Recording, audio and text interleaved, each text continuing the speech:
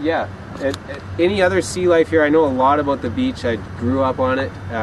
There's a lot of things you can eat, and it's not all algae. Those bugs there you can eat. That big centipede thing? Yeah, they're Oh yeah. they're very good dried. You just dry them? Yeah, because they.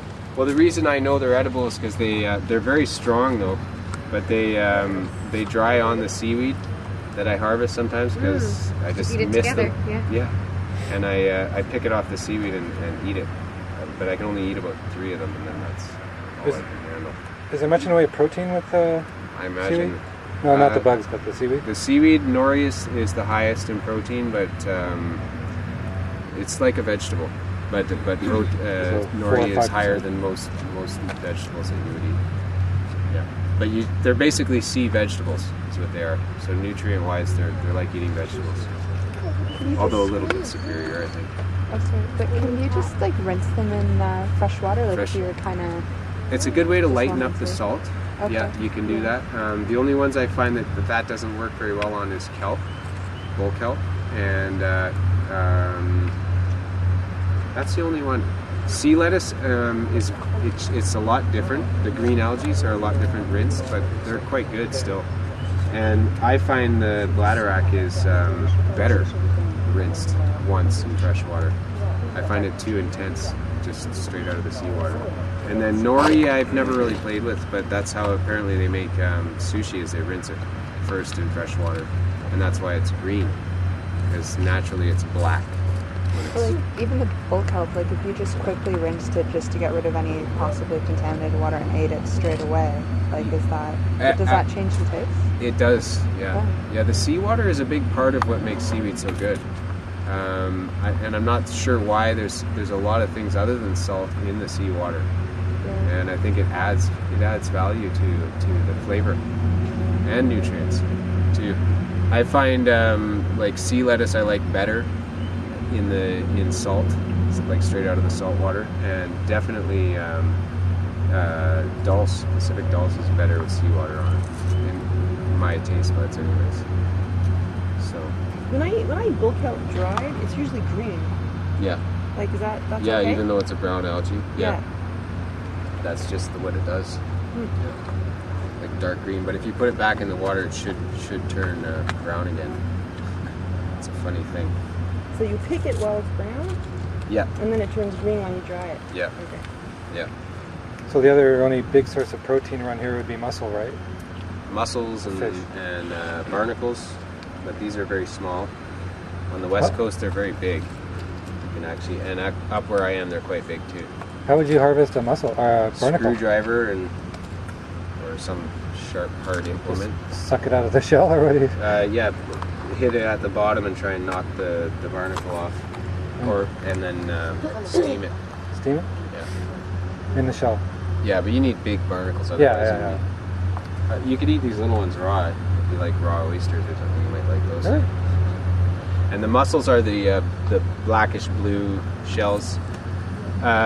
These guys are filters though. They're water filters. So when you have red tide in the area, that's something you got to be aware of. So basically, the cold months, it's safe to eat most of the. I wouldn't say around Vancouver, but out in the colder waters, you could eat a lot of the mussels and clams and oysters. I did see an oyster a little while back. And these guys, these Chinese hat guys, these limpets, are also edible. But you want to get the big ones like that. That's a big one? It's pretty big for this side, yeah. Oh yeah, look at that. Yeah, some of the deeper ones get bigger, but I don't know if he's probably already been worn now. Yeah, there he is. So he's got like a suction on him, and you got to be kind of quick when you pop them off because they let water out of their body and they suck harder onto the rock, and you actually can't get them off without breaking their shell. So you got to sneak up on them and pop them off real quick.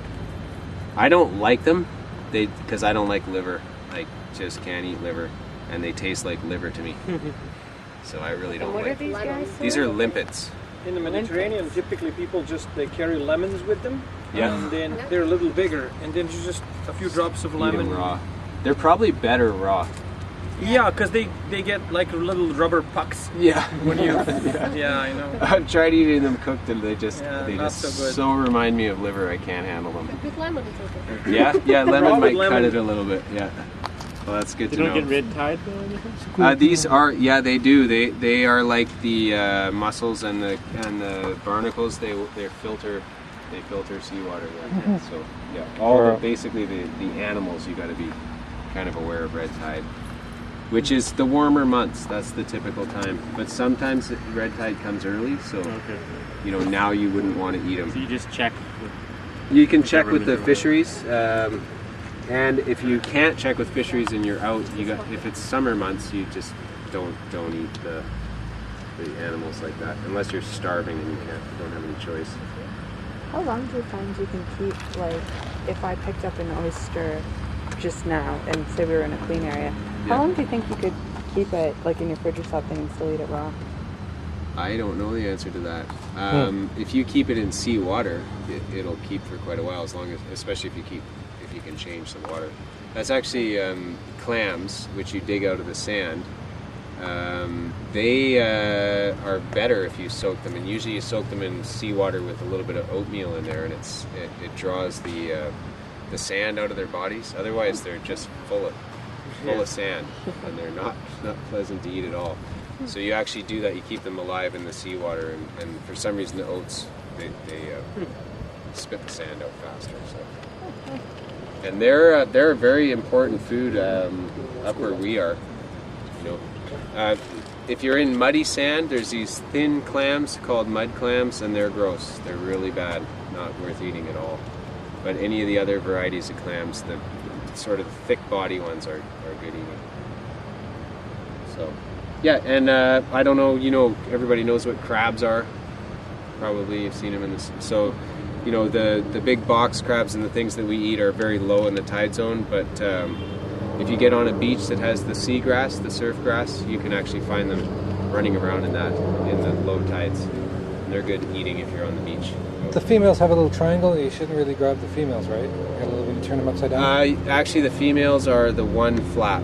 Oh, The okay. males have a little triangle. Oh, the males have the triangle. Yeah, coming up the And middle. I think they have to be 6 inches or 6.5 inches legally. To harvest, yeah. But in a post-apocalyptic world, anything goes. 6 inches. Well, I Who's will. gonna check? Well, it's partly too the quantity of meat that you get off a small one is a lot of work for very little bit. Okay, so I guess we can find a trail, and I don't think we're going to see a lot of different varieties here. That's about it. You've got string lettuce. There's one, the green algae, and I only saw a couple back there, so I'm not going to bring everybody there. But it's the same color as the string lettuce, only it's a broader ribbon and it looks like a lettuce leaf. That's I find it's actually better than the string lettuce for eating. Easier to dry too.